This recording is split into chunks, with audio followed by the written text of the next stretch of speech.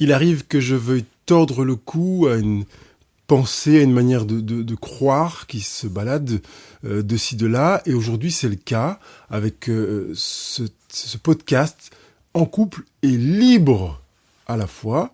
Parce que j'entends encore fréquemment des personnes qui disent que elles se mettent pas en couple, ou elles ne se marient pas, ou elles ne s'engagent pas dans une relation conjugale parce que elles veulent conserver leur liberté. Et je pense que si cette manière de penser est présente, c'est parce qu'il y a une incompréhension ou une mauvaise manière de comprendre ce que veut dire être en couple. Il n'y a aucune raison que vous soyez en couple et que vous mettiez un terme ou une limitation à votre liberté. Si c'est le cas, ça veut dire que vous êtes en train de vous abîmer vous-même au détriment du couple.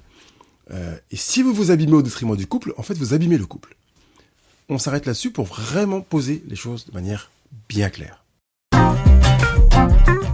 Je m'appelle Pascal Kionkion, praticien en relation d'aide, qui vous donne toutes les clés pour vivre heureux à deux.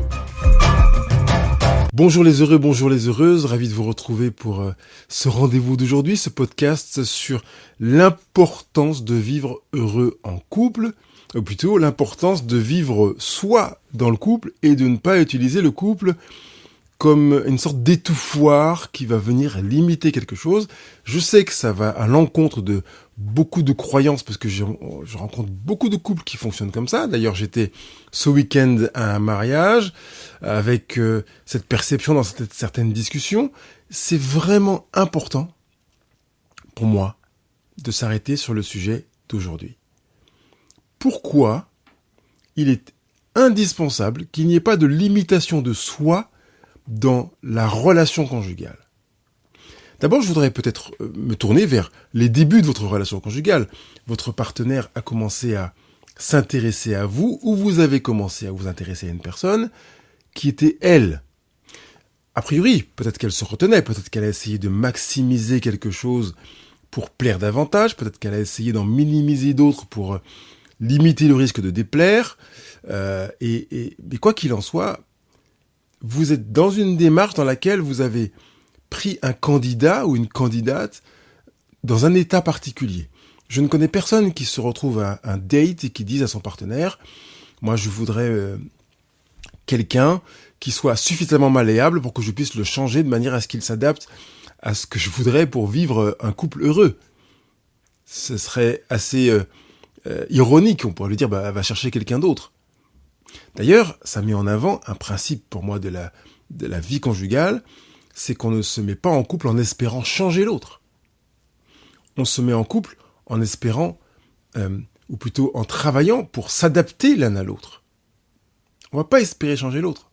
Ne nous mettons pas non plus en couple en disant que de toute façon, je sais que j'ai encore des lacunes, des incapacités, mais je vais me mettre en couple et j'apprendrai au fil du temps. Inévitablement, vous apprendrez au fil du temps. Mais l'implication, l'engagement dans une relation conjugale, c'est-à-dire de deux personnes qui se sont jointes, il n'y a aucune idée relative au mariage ici, même ça peut inclure ça, mais ça n'est pas... Voilà, quand je parle de relation conjugale, je parle de relations de personnes qui vivent ensemble, qui veulent vivre ensemble et construire quelque chose ensemble.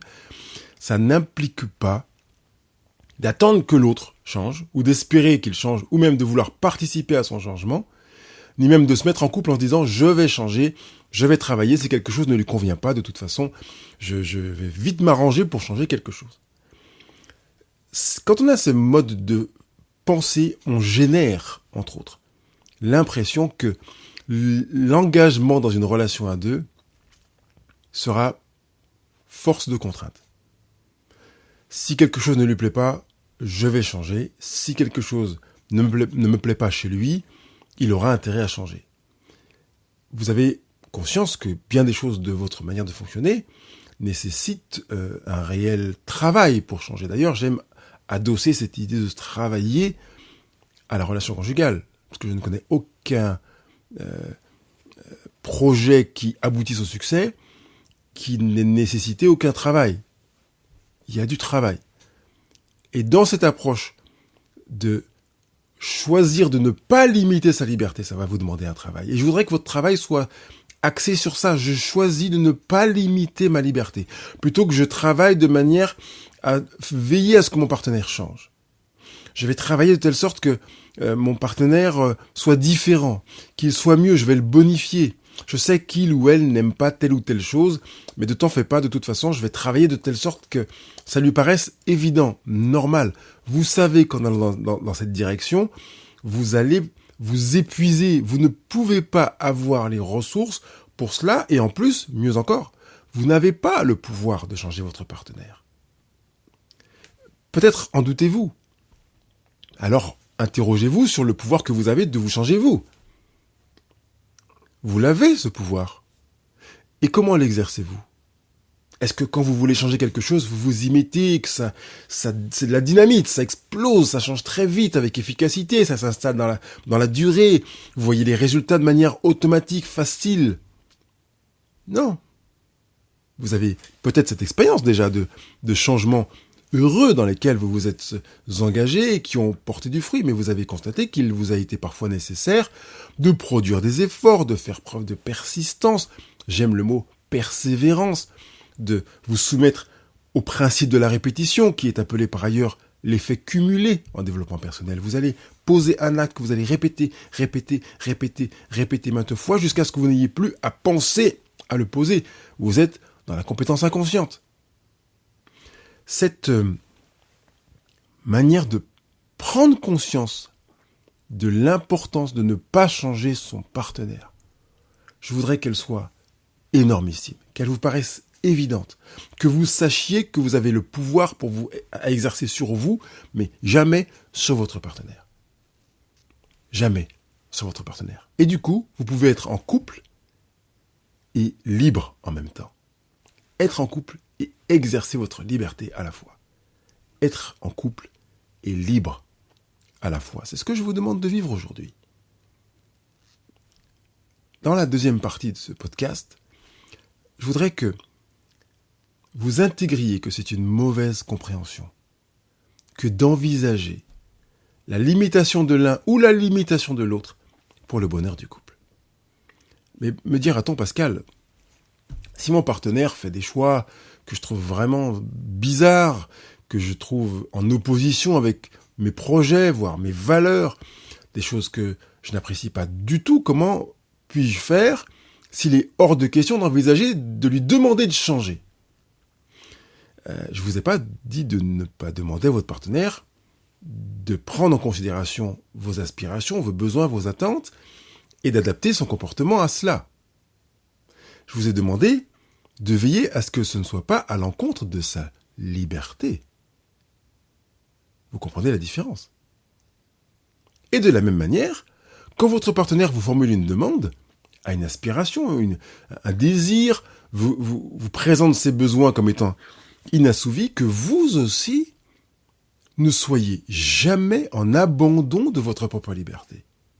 Mais que vous intégriez que en couple, vous voulez vivre votre liberté parce que ça fait partie de la vie du couple et que vous disiez en couple, je peux l'être, tout en étant libre à la fois. Je vais prendre la direction de votre partenaire qui vous demande de changer quelque chose.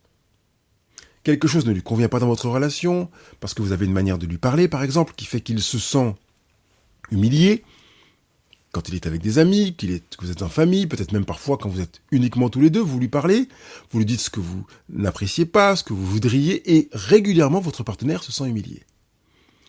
Est-ce à dire que vous devriez cesser de lui parler ? Un premier point qui est récurrent, où des partenaires me disent je ne lui dis plus rien ou je ne lui parlerai pas de ça, je n'aborderai pas le sujet, étant donné que même si je lui manifeste ma souffrance, il se sent humilié. Donc, désireux de veiller à ce qu'il ne se sente pas humilié, et aspirant à ce que la relation soit bonne entre nous, je ne le lui dis pas. Synonyme, je souffre dans mon coin. Et je dis non. Ne faites pas ça. En couple et libre à la fois est un appel pour que vous ne vous reteniez pas d'exprimer votre liberté en vous disant mais si je le dis, il va mal le prendre. Si je le dis, il va réagir comme ça. Si je le dis, ça va apporter un mal-être dans la relation. Ça va créer une distance. Parce que peut-être avez-vous raison sur l'immédiateté. Mais je voudrais que vous regardiez dans la durée. Si vous ne le dites pas, vous limitez la capacité de votre partenaire d'apprendre à vous connaître. Si vous ne le dites pas, vous créez ou vous participez à créer un fossé entre vous, qui fait que dans quelques mois, dans quelques années, vous vous retournerez en vous disant finalement on n'a plus rien à faire ensemble. On ne se comprend pas parce qu'en fait j'ai des besoins qui ne sont pas assouvis et votre partenaire vous dira de quoi vous parlez, mais de quel besoin tu parles? À quoi fais-tu allusion? Eh bien j'ai vécu ceci et cela et vous vous rendrez compte qu'en fait vous ne le lui avez pas dit. Vous avez pensez que vous protégeriez le couple en oubliant que vous pouviez être en couple et libre à la fois. Vous pouviez être en couple et vous révéler pour donner à votre partenaire d'apprendre à vous connaître. Pour que vous puissiez créer votre bonheur à vous. Parce que comme je le dis régulièrement, le bonheur conjugal est le bonheur de deux personnes qui se conjuguent. Si vous vivez une souffrance, une situation qui vous déplaît, qui vous met dans l'inconfort, dans l'embarras, comment pouvez-vous être heureux en couple? Si vous vivez avec cette impression de devoir limiter votre liberté, de vous restreindre, de vous imprimer sans vous exprimer, de vivre dans la retenue, outre le risque du glissement de terrain qui peut être catastrophique un jour, ou de l'explosion qui peut vraiment abîmer votre couple, vous vivez à côté de vous. À partir du moment où vous ne manifestez pas votre liberté, vous vivez à côté de vous. J'aime l'expression « vous vous racontez des salades », vous vous faites croire que vous êtes bien en couple alors que ce n'est pas le cas. Qu'à chaque fois vous percevez un signal qui vous dit que vous vous retenez, vous compreniez que vous n'êtes pas bien dans votre couple. Parce que si vous étiez bien dans votre couple, vous diriez à votre partenaire ce que vous vivez. Vous diriez à votre partenaire les aspirations qui sont vôtres. Vous diriez à votre partenaire les attentes, les déceptions. Comme vous dites spontanément, les joies, les plaisirs, les rêves, les aspirations, le bonheur que vous vivez régulièrement ou de temps en temps. Il n'y a pas de raison qu'un pan de vous sorte, se manifeste, et que vous taisiez un autre pan de vous-même. C'est une limitation de votre liberté. Ne vous infligez pas ça. Vous pouvez être en couple et libre à la fois. Vivez cette perspective de vivre en couple et libre à la fois. En réalité, le couple, c'est une rencontre de deux personnes qui sont évidemment différentes, et ne vous faites pas le mythe de vous dire « je veux être en couple avec quelqu'un qui me ressemble ». Vous êtes différents, même si vous avez des points communs. Et les différences ne sont pas des problèmes au bonheur conjugal. Les différences peuvent être des enrichissements au bonheur conjugal. D'ailleurs, il vous arrive de ne pas forcément être à l'aise avec vous. Il y a des choses que vous faites, des choix que vous posez, pour lesquels vous êtes en désaccord.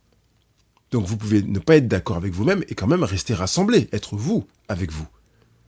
Vous pouvez de la même manière ne pas être d'accord avec votre partenaire et vous rassembler, rester couple avec votre partenaire. Et vous pouvez utiliser ces désaccords pour apprendre à vous connaître, pour apprendre à renforcer quelque chose, pour vous épouser, prendre la forme l'un de l'autre. Il y a là quelque chose qui est une opportunité que d'être en couple et libre à la fois. Je demande donc qu'il n'y ait pas de retenue, que vous vous manifestiez dans ce que vous pensez, dans ce que vous ressentez, sans aucune culpabilité si votre partenaire vit mal la situation, qu'il n'apprécie pas ce que vous lui avez dit, qu'il exprime une colère, une déception, une tristesse, une gêne, un sentiment de rejet ou d'abandon, quel que soit ce qu'il vous dira, exprimez-vous. Alors vous avez en même temps l'intelligence de comprendre que la forme peut participer à faciliter l'accueil de ce que vous allez dire. Donc vous veillerez à faire en sorte que votre partenaire... Non, vous veillerez à faire en sorte que ce que vous direz ou ferez sera pleinement en cohérence avec ce que vous voulez dire ou faire. Que quelque part, vous n'ayez pas, indépendamment de la réaction de votre partenaire, de regret de vous dire « je l'ai dit comme ça ». Prenez le temps de réfléchir en amont pour que ce que vous direz se rapproche de ce que Don Miguel Ruiz appelle la parole impeccable. J'ai vraiment dit ce que je voulais dire, je l'ai dit comme je voulais le dire, et par conséquent, ça facilite mon acceptation de l'attitude de l'autre. Il le prend mal, il aurait aimé que, j'entends, je l'accepte. Et en même temps, je sais avoir été en couple et libre à la fois, chose à laquelle je tiens. Je l'inscris en moi comme une détermination. C'est vraiment un fondement pour moi du bonheur conjugal. Vous ne pouvez pas être couple heureux si vous êtes dans la retenue de qui vous êtes, si vous ne vous manifestez pas comme vous êtes.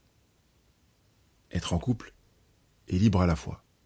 Une compatibilité que je voudrais naturelle, installée, évidente.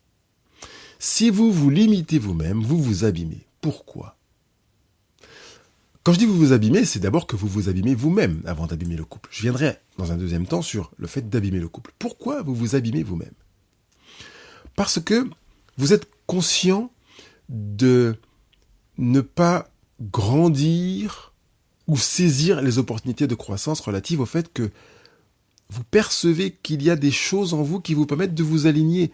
Si vous ne dites pas que vous ne vous manifestez pas, vous êtes en incohérence avec vous-même. Votre partenaire fait un choix que vous n'appréciez pas dans votre relation, dans la relation avec un ami ou une amie, avec un enfant, et vous vous dites que vous ne voulez pas lui en parler parce qu'il risque de mal le prendre. Parce que vous voulez maintenir la bonne ambiance conjugale. Mais percevez ce qui se passe dans votre regard et dans votre fort intérieur. Vous êtes là avec votre partenaire sur le canapé à la fin de la journée et vous avez en mémoire l'attitude qu'il a eue vis-à-vis de votre fils ou de votre fille qui sont juste dans la chambre quelques dizaines de mètres plus loin et qui dorment. Et votre partenaire veut avoir un temps de tendresse, être présent avec vous et vous sentez une retenue. Parce que vous n'avez pas apprécié. Mais vous retenez aussi parce que vous ne voulez pas le lui dire. Le fait de vous retenir favorise une retenue relationnelle. Vous abîmez votre relation. Parce que vous vous abîmez vous-même.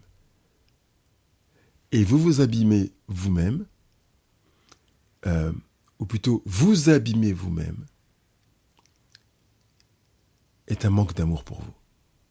Ne vous abîmez pas. Vous aimer, c'est être libre en étant vous dans ce que vous pensez juste d'être. Même si dans votre tête ça paraît horrible, même si ça paraît inconfortable. Je ne suis même pas en regard par rapport à votre partenaire, je suis dans la relation de vous par rapport à vous-même. Être libre, c'est s'aligner, être en phase avec soi, avec ce que l'on veut vivre, avec ce qui nous plaît, avec ce qui nous déplaît, et avoir la liberté, prendre cette liberté de le dire. Je ne demande pas que quelqu'un vous accorde la liberté. Il est question que vous la preniez, que vous la fassiez vôtre en vous disant « je peux le faire ». Je sais que ça m'incombe de le faire. Je n'attends pas que quelqu'un me dise que je peux le faire. Je le fais parce que ça me paraît juste de le faire. Vous entendez toutes ces manières de penser que je voudrais que vous incorporiez à cette manière d'intégrer que le couple peut être un couple heureux si vous êtes libre dans votre couple. Liberté que vous choisissez, que vous créez, que vous n'attendez pas qu'il tombe de quelque part, de quelqu'un d'autre, ni même de votre partenaire. N'attendez pas que votre partenaire vous laisse libre. N'attendez pas que votre partenaire vous dise « oui, ça me va, tu peux le faire ». Non, prenez cette liberté. Faites-vous. Créez-vous vous-même. Et puis, le fait de ne pas vous exprimer, de vous retenir, participe à abîmer votre couple, disais-je. En quoi ? Alors, je l'ai déjà dit en introduction, c'est que si vous vous retenez, vous continuez à vous créer de toute façon. Mais vous continuez à vous créer de manière intérieure et possiblement à vous sentir libre avec des copains, des copines ou des amis. Et vous irez en conscience observer que vous n'êtes pas le même quand vous êtes avec vos copains, vos copines, vos amis et avec votre partenaire. Qu'il y a des choses que vous leur dites, que vous leur confiez, c'est-à-dire que vous leur donnez dans un cadre d'intimité, que vous ne donnez pas à votre partenaire parce que vous pensez qu'il ne sera pas en mesure de l'accueillir, mais que vos amis, eux, peuvent l'accueillir.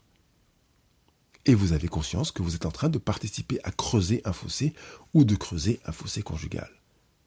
Mon partenaire ne peut pas entendre ce que j'ai à lui dire. Mon partenaire ne peut pas accueillir ma souffrance. Mon partenaire ne peut pas accepter ma manière de voir les choses. Par conséquent, je ne vais pas le lui dire. Je ne vais pas le lui révéler. Je vais me retenir d'être moi. Ce faisant, vous vous abîmez dans votre relation conjugale. C'est ce qui fait qu'au bout de quelques années, vous vous demandez pourquoi vous êtes avec lui ou avec elle. C'est ce qui fait que vous avez l'impression d'avoir pris une distance, de ne plus vous ressembler. Ce n'est pas le résultat de pas de chance, de pas de bol. On a pris la distance, qu'est-ce qui se passe? On ne sait pas ce qui s'est passé. Avec cette prise de conscience, on peut être en couple et libre à la fois. Vous réalisez que si vous avez compris ou pensé que vous pouviez être en couple et pas libre du tout à la fois, vous avez créé le fossé.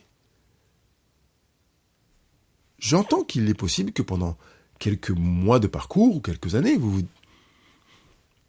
preniez conscience que oui, vous vous êtes retenu.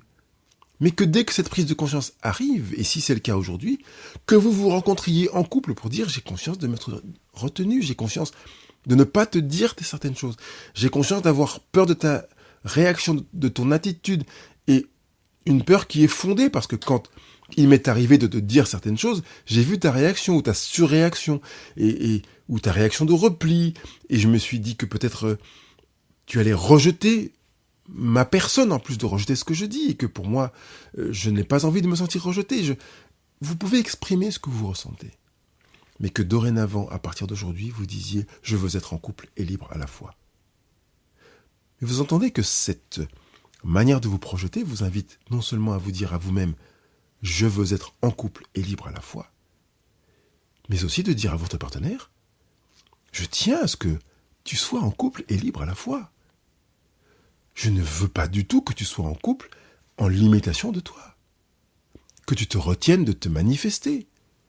Que tu te retiennes de t'exprimer, de dire tes émotions, de dire tes souffrances, tes blessures, de dire tes rêves, parce que tu as le sentiment que quand tu me parles de tes rêves, je lève les yeux en l'air en me demandant ce que tu me racontes. Est-ce que ça peut tenir la route? Je me dis que tu es peut-être un peu fêlé. Je refuse de continuer à jouer ce jeu d'être celui ou celle qui te demande, s'il te plaît, de ne pas être libre quand tu es dans le couple. Vous savez que ce travail peut être fait dans les deux sens, vous l'entendez bien. Que vous travaillez à éviter votre auto-limitation, tout comme vous travaillez à éviter la limitation de votre partenaire. Dans le couple, il est vraiment essentiel que l'un et l'autre soient libres, se manifestent, s'expriment, s'écrivent, s'inventent, se crée, soit lui, soit elle, soit, sans que quelqu'un lui donne l'autorisation d'être. Que chacun soit auteur et que l'écriture de la vie singulière qui se dirige dans la direction d'un bien-être, d'un bonheur, qui s'installe sur ce terrain du bonheur, participe à faire que le couple vive également sa création, son autodéveloppement, et s'installe sur ce chemin du bonheur. Parce que être en couple et libre à la fois, c'est pas seulement une aspiration, un désir ou une bonne chose. C'est indispensable pour être un couple heureux, pour vivre un couple heureux. Vivez la projection de vous dire, ok, j'ai compris, je veux être en couple et libre à la fois. Mais je vous demande d'aller au-delà de la projection maintenant. Qu'est-ce que vous allez mettre en place là, avant que vous passiez à autre chose après avoir écouté ce podcast ou visionné ce podcast, si vous êtes sur YouTube? Qu'est-ce que vous allez mettre en place? Vous allez prendre votre cahier de vie, votre stylo, et vous dire « Je me sens pleinement libre dans tel ou tel domaine. Je me sens limité dans tel ou tel domaine de notre relation conjugale. Je prends la décision aujourd'hui de parler à mon partenaire des domaines dans lesquels je me sens limité, ou je prends la décision aujourd'hui de ne pas parler à mon partenaire, mais de me manifester dans les domaines dans lesquels je me sens limité. Quel que soit votre choix, écrivez-le. Et j'ajoute à cela de le faire dans le plein respect de mes valeurs et des valeurs de mon partenaire, sans prendre en considération les expressions d'émotions négatives, de désaccord, de mon partenaire comme étant des éléments qui viendraient limiter l'expression de moi. J'accepte qu'il le vive mal. J'accepte qu'il le vive différemment. J'accepte qu'il veuille limiter ma liberté. Et ce n'est pas parce qu'il veut limiter ma liberté que je vais limiter ma liberté. Il n'a pas le pouvoir de faire cela. J'accepte qu'il veuille le faire. Et en même temps, je choisis d'être en couple et libre à la fois. Ça veut dire que en couple et libre à la fois veut dire que j'accepte et je le laisse manifester sa volonté de limiter ma liberté. Vous voyez qu'on est dans une dynamique qui donne vraiment de la place à l'un et à l'autre. Accepter qu'il le vive mal pendant quelque temps, je ne sais pas combien de temps, mais qu'importe. Il le vit mal, j'accepte. Et je choisis en même temps d'être en couple. Et libre. Libre. J'ai bien dit libre. Pas d'attendre qu'on me rende libre. Qu'on me dise que je suis libre. Vous êtes libre. Prenez cette liberté. Je vous laisse avec la demande d'exprimer votre liberté en allant mettre vos commentaires, vos remarques, vos avis sur Google Podcast, Apple Podcast et Spotify. Et puis on se retrouve pour le prochain podcast. Entre-temps, évidemment, j'aurai reçu vos questions, vos remarques. Vous aurez peut-être même pris rendez-vous sur le blog couple-heureux.com pour que je vous accompagne, peut-être 1 ou 2 fois, ne serait-ce que pour vous accompagner dans votre besoin potentiel de dire à votre partenaire que vous voulez vivre votre liberté tout en respectant sa liberté parce que vous avez adopté la nouvelle croyance qu'il est évident que le couple soit vécu avec la liberté de l'un comme de l'autre, comme étendard, un drapeau, évidence. Je vous souhaite vraiment du bonheur à deux. Bye bye.